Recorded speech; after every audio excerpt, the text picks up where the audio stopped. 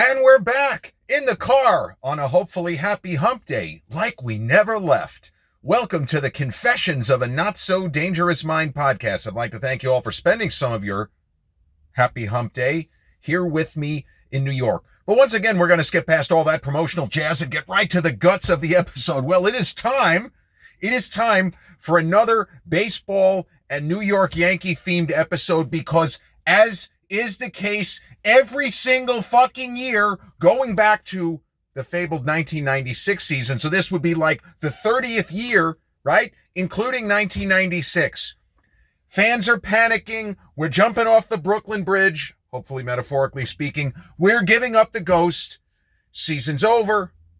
Fire the manager. Fire the general manager.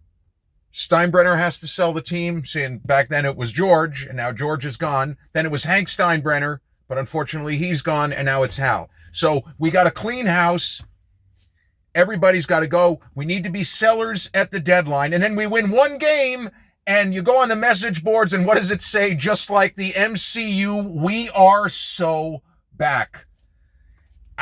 The older I get, the more I can't believe the level of stupid among my fellow fans. Now, this is not only Yankee fans. This is Met fans. This is Dodgers fans. This is fans of the Cleveland Guardians, Toronto Blue Jays. It's all the same. And I don't get how diehard fans can have such short memories that they don't remember that last year your team went this and this over this stretch. They had a 6-game lead, and you blink your eyes, and they were 5 games behind. But nobody seems to know anything. It's like the old William Goldman quote about the movie business. Nobody knows anything. So the Yankees were flying high. They were like 42-26. They're 4.5, 5 games in the lead. They're looking good. They're on pace to win 95 to 105 games. All is gravy. Devin Williams starts pitching better. And then the team just starts losing. Well, Aaron Judge began this season like he was going to hit 70 homers and maybe hit 400. That's not baseball, Susan. So Judge came back to earth to some extent. He's human. But we didn't have Garrett Cole. And relative to last year, we don't have Juan Soto. So this was never going to be as dominant a team over any stretch of the season. This was not a 100-win team as the roster was constructed. Yeah, we had re-signed Soto, right? Met fans were giving up on him. We should just cut him. He's a bum. He can't handle New York, even though he was spectacular with the Yanks last year. Steve Cohen's got to sell the team. We need a new general manager. We need a new manager. I mean, the Met fans were going nuts when Soto wasn't hitting. The team was playing better, though. He wasn't doing that much, but they were winning, and now they've kind of, a little bit like the Yankees, fallen off. But the Yankees, since being 42-26, they've gone 14-19, and that's including we can make jokes, but a pretty important win last night. They could have fell 5 games behind Toronto. It's back to 3. They have another game starting in really right now, actually, New York time. But I just, after all the years of being a diehard fan, I don't watch that many games anymore. I don't have the patience to suffer through 3.5 hours of pitching changes and just the white knuckle tension of a really great baseball game. So I love baseball, but I don't like feeling, the heart in the chest for 3.5 hours. I don't enjoy it. Just from the pure enjoyment perspective, to me, football and basketball are just more enjoyable. Maybe because I'm not as much of a psycho fan.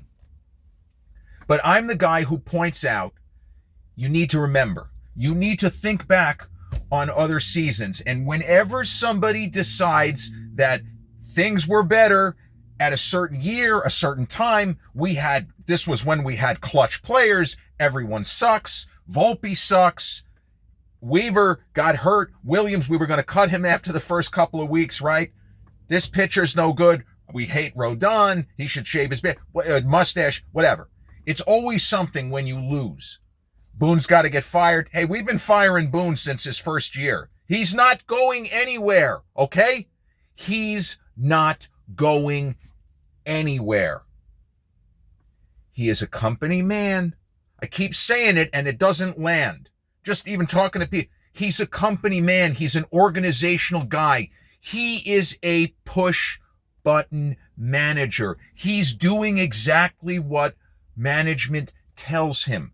He has no autonomy. I don't believe he writes the lineup, but he looks good in the dugout.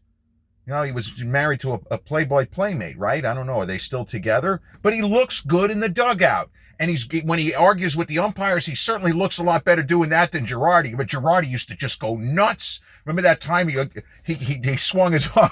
He was this close to punching a guy in the face. Man, that was great stuff. I think that was the night when they kept throwing at A-Rod to Ryan Dempster, and Girardi went fucking nuts. And I loved Girardi as a player, Joltin' Joe Girardi, but as a manager, I thought Girardi sucked. He had too much control. And he had that big stat book, about an 800-page book. And if it said that a certain hitter was 1 for 5 against a certain pitch, got a pinch hit for him. No, thank you. You know, just let the players play. So I have no problem with Boone, but he's not getting fired. Cashman's not getting fired. This is a 0%. You can scream and yell all you want. They're not getting fired. Also, I mean, from where I'm sitting, it looks like Cashman did a terrific job regardless of the team struggling. I thought Cody Bellinger was supposed to be washed up. Cody Bellinger's looking a lot better than anybody thought he was going to this year. They've just had a lot of dead spots in the lineups, but Ben Rice has had his moments. Trent Grisham's had his moments. And Stanton, Stanton's looking pretty good. The joke is that he's kind of a singles hitter now. He hasn't, gone yard as much as expected. We just need the guy to stay healthy, But for perspective, even people in my age bracket, we have a tendency to yearn and look back at the halcyon days of yore, where we had clutch players like, and I loved them, Tino Martinez and Paul O'Neill and Bernie Williams, who legitimately was, and Jeter, and we had great pitchers like David Cone and Andy Pettit. But the thing is, we had Mariano Rivera, who was a cheat code. So that's the thing. Mariano was the great equalizer, because Mariano, more often than any other pitcher who ever lived, succeeded at what his job description was: get the ball at the end of the game with the Yankees winning, and the Yanks end up winning the game. He was the best to ever do it. That was Joe Torre's best managerial decision, was, okay, let's bring in Mo. Piece of cake, right? But before people go nuts about the fact that the Yankees have been 14-19 in their last 33, all you have to do is look back at last year. Last year, they were 50-22 after 72 games. Soto was raking. Judge was doing his thing. Everything looked great. We are going to parade down the canyon here as this team is going to win 115 or more games. And what happened on the way to 115 wins? This juggernaut 2024 New York Yankees team went 11-23 in their next 34 games. And that signaled doom. We're not going to make the playoffs. Boone's got to go. Cashman's got to go. Hal's got to sell the team to an owner who wants to win, right? Got to sell a team to an owner who wants to win, whatever that means. I don't know. You tell me. I mean, there are some owners historically in baseball, guys like Calvin Griffith, who acted like they didn't give a shit if they won or lost. But most of the time, if you're going to go to the trouble of spending hundreds of millions of dollars to get a team, you're going to care. You're going to try to win. We need an owner who wants to win. I mean, do we doubt that Jim Dolan wants to win, right? With the Knicks and Rangers? Sometimes you just don't win. And it's not because we need a new owner or a GM or a manager. So last year's Yankee team had this terrible stretch. Fans gave up, and they ended up making to the World Series. A couple of bounces here or there. They lost a really tough first game, and that kind of fucked them, as it turned out, for the series. I mean, the Dodgers could have lost game one and still won the series, but it looks like the Yankees had to get that first game. But since being 42-26 this year, the Yankees have gone, 56-45.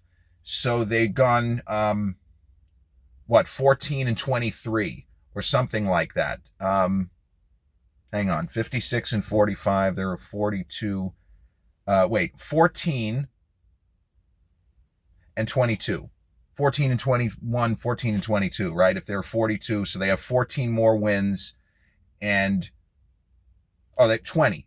So they've gone 14 and 20 since their high water mark, 14 and 19, I think, to be precise. But you understand what I'm saying. Not as bad as last year. Not as much of a full-on collapse, because they won a few games here and there. They had stretches where they were just getting smashed every game. No hitting, no pitching. And then when they pitched, they didn't hit. And when they hit, you're losing 9-7, that kind of thing. But last night's win was a good one. They were winning, and then they made some errors. It looked like they were going to lose again. They came back. They won the game. Williams has looked terrific since the early part of the season. But this is baseball. It is a 162 game season. It is what? It is not a sprint. It's a marathon. This is not, and Mike Francesa, a polarizing figure, he gave a great review on the new Superman movie. I mean, it is absolute gold. I don't know Green Lantern. I don't want to see Green Lantern in a Superman movie. Who's Mr. Terrific? I didn't think the actor was so terrific. Great stuff. 15 minutes of Mike Francesa just going off on it. Did he even say whether his son liked it? That's really the only important thing. Did his kid enjoy it? I mean, Mike Francesa, no offense, he's not really the target audience, I don't think, for a comic book movie. But you look at the history, it's not a sprint, it's a marathon. And the reason why I even thought of Francesa is for all of the giggles that people like me had listening to him and Mad Dog Russo all those years they were together on WFAN. Francesa would always bring the lunatic fringe of Yankees fans and Mets fans to some extent, bring them back from the cliff. Okay? You lost 4 out of 5. This isn't football. You're not 1-4 with only 11 or 12 games to go. You can recover from a stretch where you go 14 and 19 in baseball. It doesn't mean that your team sucks. It's streaks, it's slumps, it's peaks and valleys. And going back to 1996, the year it was kind of miraculous that they won a World Series. That was only a 92-win team, by the way. That was not a great baseball team. It was a good team that played great in the postseason. That 96 team, that hallowed team, and legitimately, they're one of the 33 Yankee teams that won 27 Yankees teams to win a World Series. So, yes, they are hallowed. But that was a very flawed team. You know how flawed they were? If you're under 40, you've never heard of this guy, Andy Fox. Remember Andy Fox? Nice guy, likable guy. He was a kind of a tools player where he did different things. He could play a little outfield. He could play some infield. He was like Cody Bellinger's father, Clay Bellinger, a number of years later. But that team had a lot of holes. The 96 Yankees, the legendary 96 Yankees, had a lot of holes. Andy Fox hit 196 that year. You know how many at-bats he had? He had more than 300 at-bats. Now think about that. We can get mad at Volpe. At least Volpe hits home runs. Andy Fox had 300 at-bats. The man hit 196, did not draw that many walks. That was not a great Yankees team.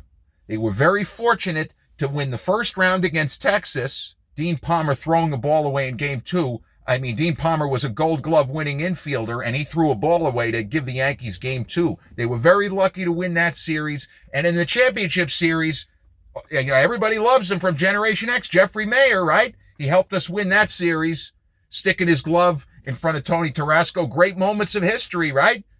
If there had been instant replay, the Yankees probably lose Game 1 of that series, and who knows?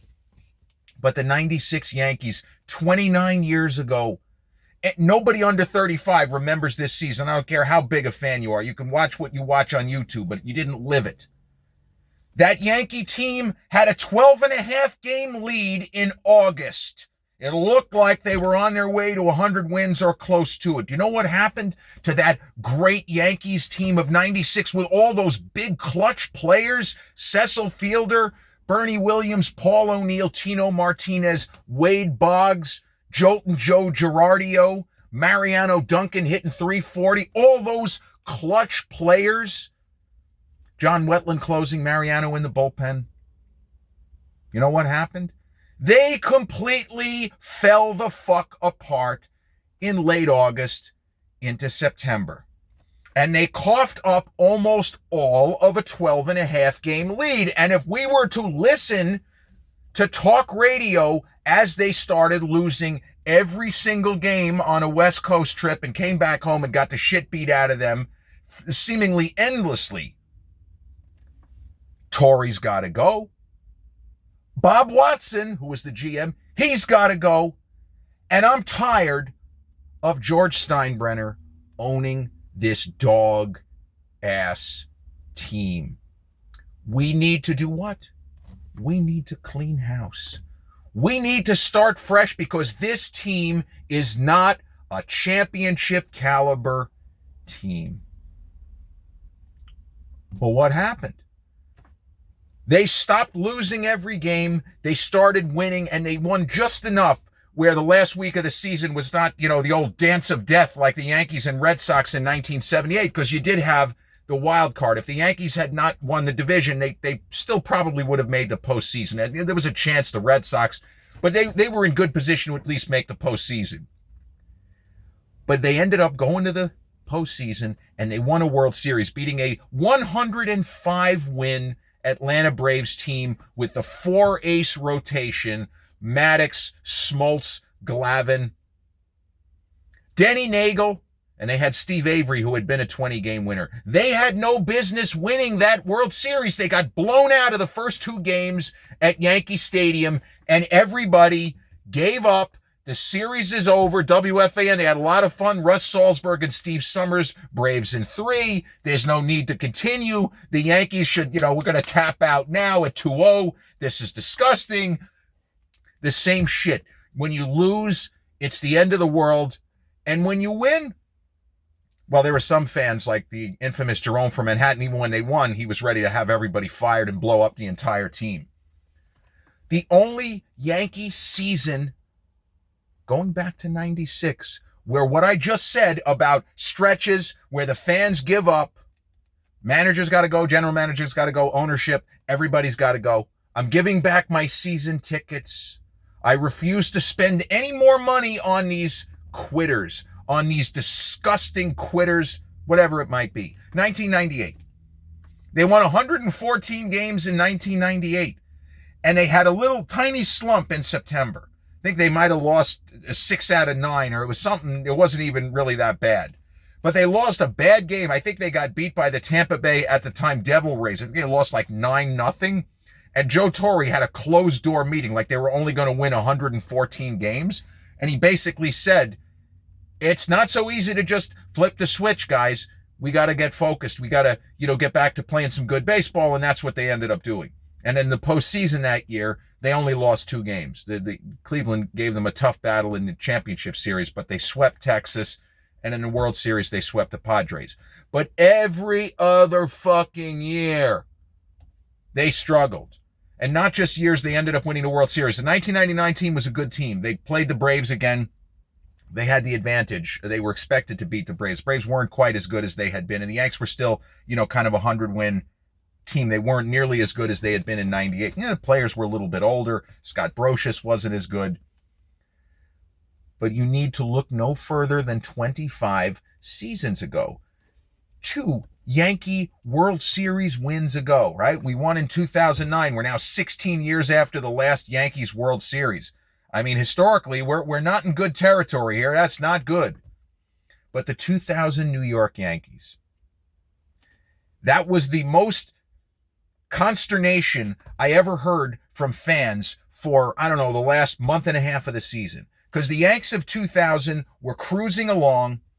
It looked like they were going to win 95 to 100 games. Remember, they had won the World Series 3 of the last 4 seasons, 96, 98, 99. Ironically, 97, they had a strong team. They lost in the first round. Cleveland got them. Mariano gave up a homer in a big spot to Sandy Alomar Jr., and that was his first year as a closer. So what did the fans all say in the offseason? He's not a real closer. We shouldn't have let John Wetland go. Fire Brian Cashman. George needs to sell the team. Always the same shit. the 2000 Yankees had a big lead. They're on their way to 95 plus wins. And all of a sudden in September, they started losing and losing and losing and losing. And they were so incompetent in September that even Mike Francesa, he gave up. He said, this team is a joke. This is embarrassing. I can't believe that this team we thought was a championship contender, if the season started today, I think this is a last place team we're looking at. All of this hyperbole. Now, I said to myself, now I wasn't happy. They ended up only winning 87 games. There were years in the American League East going back to the 80s where 87 games, you're 17 games out. You've been beaten out of sight and you've been out of it since April. I mean, that's an okay record, but you look at, for example, 1984, when the Detroit Tigers won 104 games, the Yanks got to 87 wins. Their season was over in April. They were done. The 2000 Yankees stumbled and staggered, backed into the postseason. Then they won the World Series. Because they were so bad, they were due to turn it around. And this Yankees team right now, 14-19 is bad, but it's not as terrible as what happened in 2022. Remember that? It's only 3 years ago, the year the Judge hit 62 homers. That Yankee team was on pace to win 117 games. They didn't even get to 100 wins because they had a stretch where they went like 10-25. Because it's baseball, Susan. It's baseball. And nothing goes like this.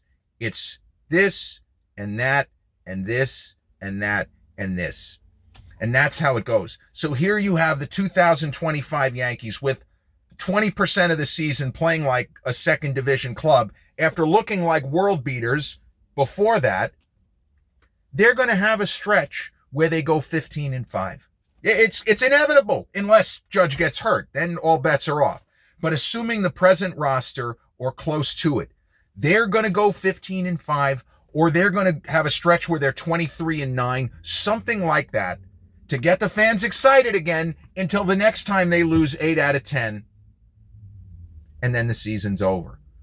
I don't really get that. Like, I've never been that kind of fan where I was pessimistic and, oh, we're screwed, it's over. Yeah, when they were down 3-1 in 2019 against the Astros, I didn't think they were going back to Houston. I thought they were going to go out in 5. They ended up winning Game 5, and they came close to winning Game 6. That was the Jose Altuve had the buzzer in his jersey. Remember all that nonsense with the... Yeah, I mean, the Astros were probably going to win that series anyway, but it always left a bad taste that they pretty clearly were fucking around. I mean, with the banging on the garbage cans and all that shit. It's unfortunate because Altuve really is a great player. And, the other guys on the team were just real clutch. They had the great pitching and Verlander. But it's baseball.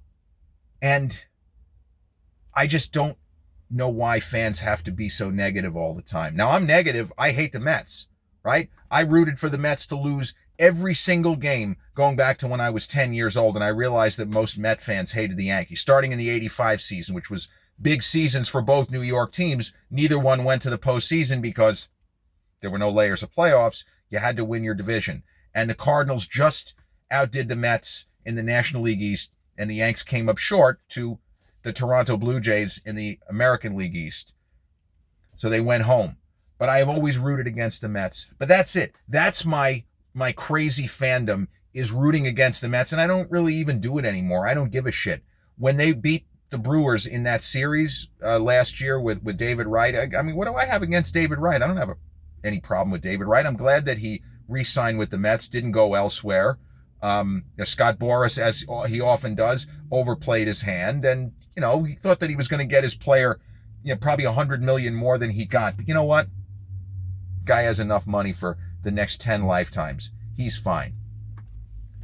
But we don't know what's going to happen. We don't know. The Yankees could go on a run and not stop and end up winning 95 plus games and get bounced in the first round of the postseason. We don't know. But sitting here right now, I believe they are going to win the American League East. They're not going to have any 3-game series, knockout type of a situation. And maybe they'll have a run and get back to the World Series. Because I think there is going to be a stretch, and you can quote me on this. There will be a stretch this year where Judge has 20, 25 games where he hits 13 or 14 homers. And that will coincide with the Yankees going on a tear and taking over first place. I feel very confident that something like that is going to happen this year.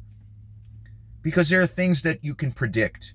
And just as you can predict the negativity of rabid fans getting so down, and then you win a game and, oh yeah, everything's great. But then there are other negative fans that you win 10 in a row and they say, well, it still doesn't matter. We still suck. We still, or even better, I wish this team would lose every game because then that would force ownership to fire Boone and fire Cashman. I mean, it's like, that's just crazy shit. This is not basketball where you tank to get a better lottery slot. You still have to draft effectively, and the Yankees have unlimited amounts of money. They can outspend mistakes. You don't want to tank. You don't want to miss the postseason, to prove a point? Bullshit. You have Volpe. He's not making any money. He's not going anywhere. Again, he's not going anywhere. He isn't making any money. This is not DJ LeMahieu where you swallow the contract. Volpe's not making any fucking money. He's got the same number of home runs as Vladimir Guerrero Jr. So that's not a great investment if you want to look at from that perspective. Volpe is still 3 years away from being a free agent. Let the guy play. You remember, was it Bad News Bears? Let them play. Let him play.